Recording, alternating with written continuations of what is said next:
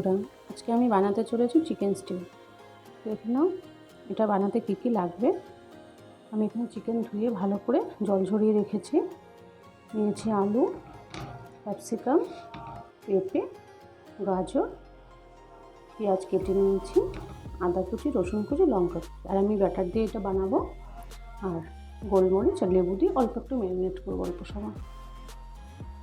আমি এগুলো শুরু করি, তোমরা সাথে থাকো, দেখতে থাকো আমি কীভাবে কী করি। গোলমরিচ দিয়ে নিচ্ছি, প্রয়োজন মতো নুন, হাফ লেবুর রস। দেখো আমি হাফ লেবু কেটে নিয়েছি, রসটা দিয়ে দিচ্ছি। ভালো করে ম্যারিনেট করে নেবো, মাখিয়ে রেখে দেবো। আবার কিছুক্ষণ ম্যারিনেট করবো এটা।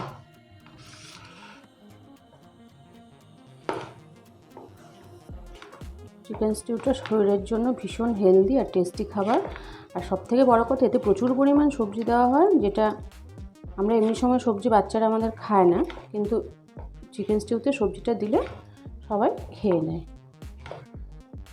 আমার মাখানো হয়ে গেছে। এটা আমি কিছুক্ষণের জন্য রেখে দিচ্ছি।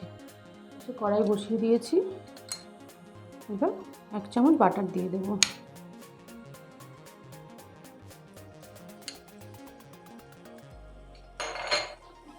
বাটারটা মেল্ট হোক, একে একে সব সবজিগুলো দিয়ে দেবো।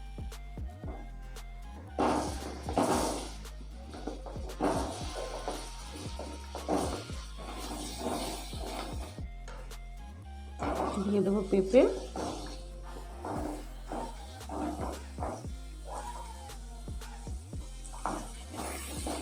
চাইলে এই রান্নাটা সাদা তেলেও করতে পারো। আমি বাটার দিলাম, বাটার দিলে বেশ একটা আলাদা টেস্ট আসে।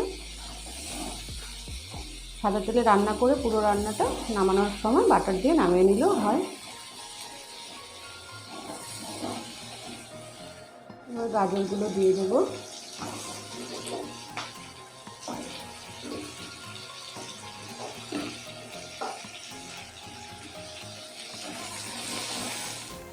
প্রয়োজন মতো নুন দেবো। আমি চিকেন ম্যারিনেটের সময় নুন দিয়েছি, এখানেও দিলাম। নুনটা একটু অল্প দেবো, নুনটা যাতে বেশি না হয়ে যায়। এবার একটু ঢেকে রান্না করবো। এটা ঢেকে দিলাম।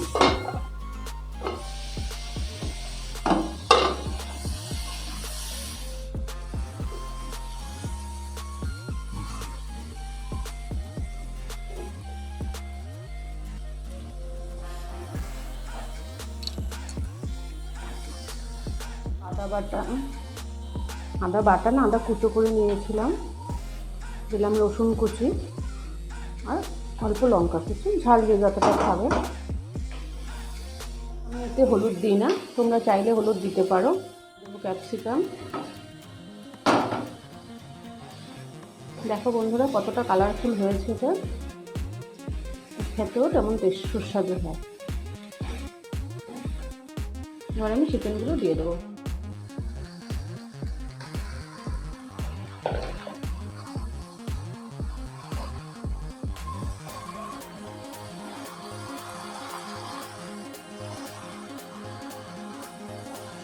ঢেকে দেবো কিছুক্ষণ, এবার দেখে নিই।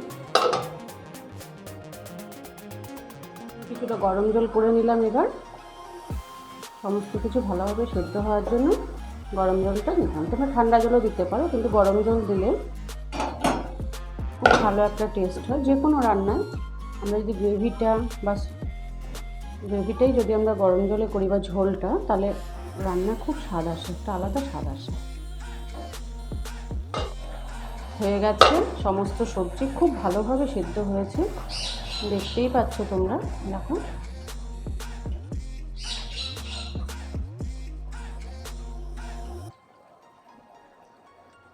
আমি এবার এটা নামিয়ে নিচ্ছি।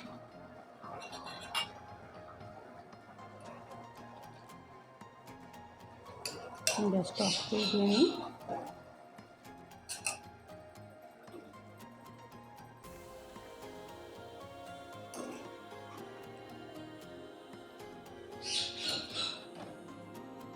চিকেন স্টু তৈরি। এর মধ্যে একটু বাটার দিয়ে দিলাম ওপর থেকে। তোমরা এটা ভাত, টোস্ট অথবা রুটির সাথে খুব ভালো খেতে পারবে।